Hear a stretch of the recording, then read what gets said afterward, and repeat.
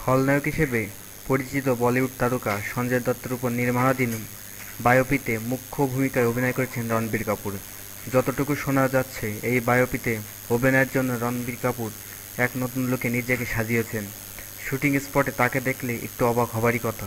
বুধবার থেকে রণবীরের নতুন লুকের ছবিগুলো সামাজিক যোগাযোগ মাধ্যমগুলোতে ছড়িয়ে পড়েছে। অনেকে ভুল করে বলেছেন, এটা কি সঞ্জয় দত্ত? সত্যি, সঞ্জয়ের সাথে খুব বেশি পার্থক্য নেই রণবীরের এই নতুন লুকে। টুইটার ব্যবহারকারীরাও দ্বিধায় পড়েছেন এবং বলেছেন, এই পরিবর্তন নিঃসন্দেহে সুপার ইমপ্রেসিভ।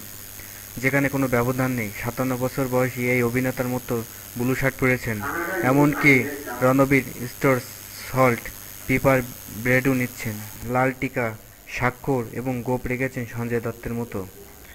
রাজকুমার হিরানির পরিচালনায় এই ছবির জন্য প্রচুর খাটতে হচ্ছে রণবীরকে। সঞ্জয় দত্তের ভূমিকায় ঠিকঠাক অভিনয় করতে বেশ পরিশ্রম করতে হয়েছে রণবীরকে।